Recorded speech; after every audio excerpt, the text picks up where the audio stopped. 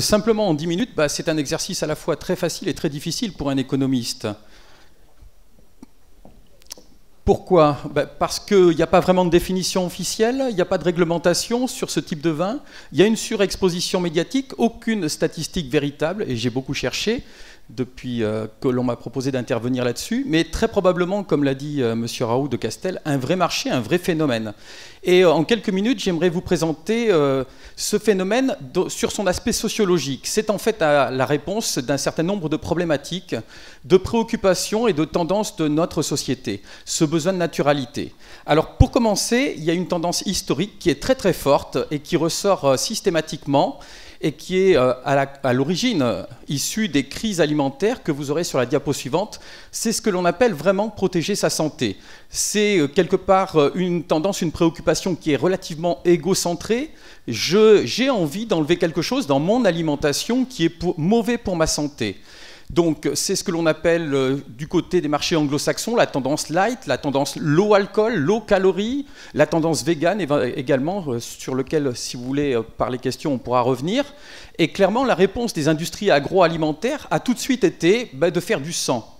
Faire sans aspartame, sans sel, sans sucre, sans matière grasse, sans lactose, sans gluten, sans pesticides, etc. Souvent sans plaisir aussi, serais-je tenté de dire.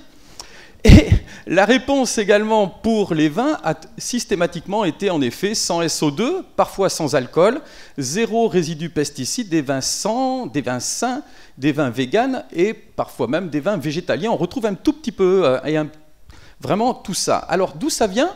Ça vient de très fort impact des crises alimentaires que nous avons vécues, vous le voyez, depuis les années 70-75. Ça, c'est une petite chronologie du Crédoc qui reprend les principales crises. Et nos consommateurs, quand on les interviewe, quand on les interroge, ils sont extrêmement inquiets. Ces chiffres datent de 2018-2019. 74% des Français déclarent que manger comporte un risque important ou très important. Alors évidemment, il y a une très forte médiatisation de ce que l'on peut appeler le food bashing ou l'agri-bashing qui a été intense et une véritable défiance vis-à-vis des industries agroalimentaires, la peur de s'empoisonner, comme je l'ai écrit ici, et aussi le lien alimentation-santé, maladie, obésité. Alors les dernières crises, c'est évidemment les lasagnes qui étaient 100% pur bœuf, et puis finalement c'était du poney dedans. Enfin voilà, il y a un certain nombre de faits comme ça qui se sont accumulés dans la mémoire des consommateurs, qui font que très clairement nos consommateurs sont inquiets et ont peur quelque part presque d'être empoisonnés par ce qu'ils mangent ou ce qu'ils boivent. Ça se retrouve aussi quand on leur pose la question suivante, c'est quoi un produit de qualité? On leur pose cette question-là, voilà la réponse qu'ils formulaient dans les années 2000 sur les 20 mots-clés les plus fréquemment cités, et en 2015. Vous voyez, il y a une très très forte tendance à basculer vers un produit bio, sans et local, en particulier pour les personnes âgées. Quand on regarde qui répond ces questions-là, on s'aperçoit que les jeunes s'attachent de moins en moins au goût de ce qu'ils mangent et ils ont de plus en plus, les jeunes générations, une vision extrêmement fonctionnelle de l'alimentation. Eux, ils mangent pour vivre. Alors que nos générations, ma génération, peut-être la vôtre, on était attachés tout de même au côté plaisir de l'alimentation. Là, ça se retrouve de moins en moins et c'est vrai que nos consommateurs sont extrêmement inquiets par rapport à cette tendance. Donc, véritable première préoccupation. La deuxième, je pense qu'elle est pour vous sans surprise, et elle se rajoute, c'est la tendance green. Alors je l'ai appelée green, mais vous comprenez bien ce que je mets derrière. C'est une tendance véritablement environnementale, une tendance de « j'ai envie de faire un geste pour ma planète », enlever quelque chose de mauvais pour ma planète. Donc là, évidemment, on s'inscrit dans une seconde tendance de réponse des industries agroalimentaires et de notre filière, avec, là j'ai mis un petit peu tous les noms qu'on trouve sur le marché, des vins nus, des vins vivants, des vins nature, au naturel, biodynamique, développement durable, éco-responsable, parfois même équitable, qui se rajoutent. Et donc là on est sur une tendance beaucoup plus récente, une prise de conscience environnementale qui est extrêmement forte. Là-dessus, pour expliquer la montée en puissance de ce phénomène des vins sans, des vins sains, des vins sûrs, il faut prendre en considération également que le vin est un signe extérieur de distinction sociale. Le vin est un marqueur statutaire et certains consommateurs vont se positionner sur ces vins-là pour se différencier avec des vins différents. Et ça, toutes les études sociologiques le montrent. Je m'installe et je consomme ce type de vin volontairement. Ils sont non conventionnels, ils sont originaux, ils ont de nouveaux profils sensoriels. Ils sont par opposition aux vins standardisés, en particulier par les appellations d'origine contrôlée. Ce n'est pas moi qui le dis, ce sont les études qui sont faites en particulier par le Crédoc. Et c'est évidemment par opposition aux autres qui sont du coup considérés comme non naturels. Alors du coup, ça nous donne ça. Ça nous donne une pléiade de vins qui apparaissent un petit peu sous toutes les formes, dans tous les sens, sans véritable réglementation, sans véritable définition, sans véritable, on va dire, encadrement de ce marché-là. Donc du coup, je me suis posé une deuxième question. Pour aller un tout petit peu plus loin, c'est qui achète ces types de vins? Eh bien, la réponse, elle est sur la photo. Alors, un portrait robot de ces types de consommateurs. Évidemment, ce n'est pas exhaustif, bien évidemment, mais si on veut tirer dans les grandes lignes, qui achète ces types de vins? Des jeunes de moins de 40 ans, les fameuses générations Y et millennials, souvent des femmes, jeunes couples, célibataires et ou célibatantes, c'est une expression qu'on utilise beaucoup en milieu urbain, pour caractériser ces quartiers branchés dans les grandes villes-mondes que sont New York, Tokyo, Shanghai, Paris ou Bordeaux, et également dans les banlieues aisées. La caractéristique aussi sociologique, c'est que ce sont des consommateurs qui sont CSP+, voire plus+, qui ont un fort pouvoir d'achat, très souvent un capital culturel important et sont très bien informés. C'est ce que l'on appelait il y a encore quelques années le phénomène des bobos, des hipsters dans certains quartiers, et ce sont des personnes qui sont également connectées, voire hyper connectées, et ça va se retrouver également sur leurs habitudes de communication et de partage sur le vin. Il faut savoir que ce sont des personnes qui sont également très curieuses et ouvertes à de nouvelles expériences cognitives. Cette tendance-là en particulier, nous vient en particulier des pays anglo-saxons. Les principaux précurseurs sont en Nouvelle-Zélande, en Australie, mais aussi au Canada ou aux États-Unis. Et dans quelques secondes, je vous montrerai 2-3 photos, justement, de la manière dont ça peut être vu sur ces pays-là. Quel moment, quel lieu, quelles habitudes? Ce sont des consommations qui sont occasionnelles pour ces vins-là, souvent en after-work, en partage entre amis, sur les bars à vin, chez les cavistes, des petits cavistes branchés, des bistrots branchés, des chaînes et des sites spécialisés, des épiceries alternatives, beaucoup de ventes directes et de e-commerce pour ce type de vin, et en effet également des salons alternatifs, entre guillemets, des salons qui vous proposent des produits nature, proches de l'environnement, etc. Cette tendance de l'hyperconnexion se retrouve aussi sous la formule sociologique zapping, showing, sharing.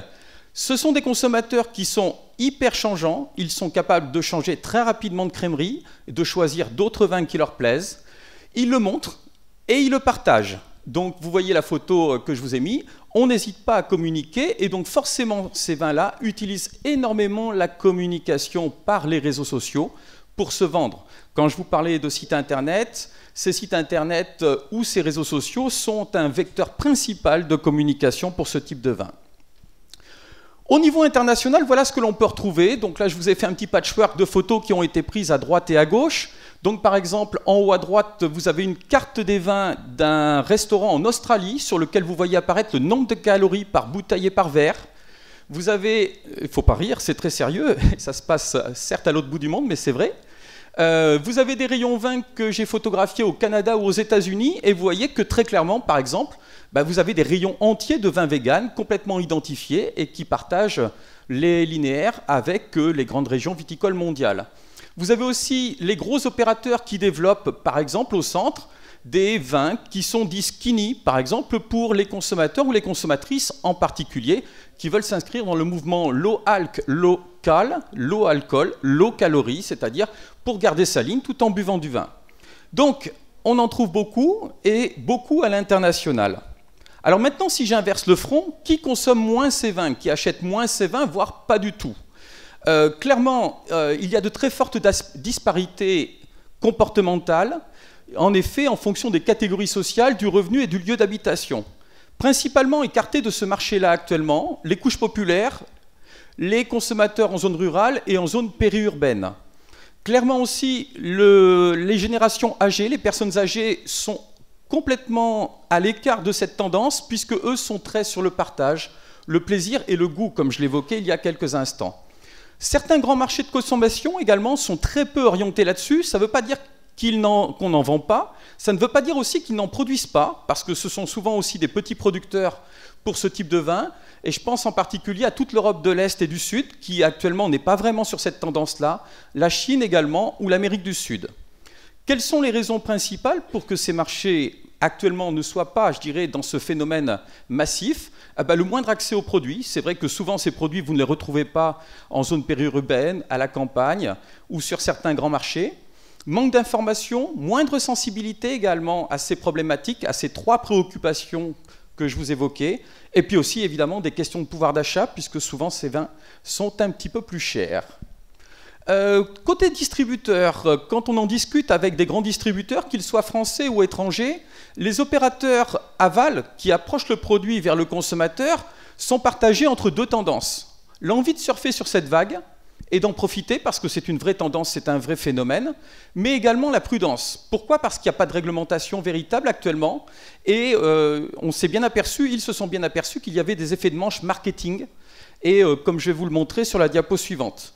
Ensuite également, c'est très compliqué parce que ça hyper-segmente, ça fragmente encore plus les rayons et donc ça leur laisse peu de place finalement et peu de visibilité dans les linéaires. Donc du coup, ils préfèrent miser sur le bio ou carrément s'investir sur une tendance comme le véganisme. Alors là, par exemple, la petite photo que je vous ai mise à gauche, c'est Carrefour qui s'est lancé vraiment sur toute une gamme de produits véganes pour répondre à cette tendance du véganisme.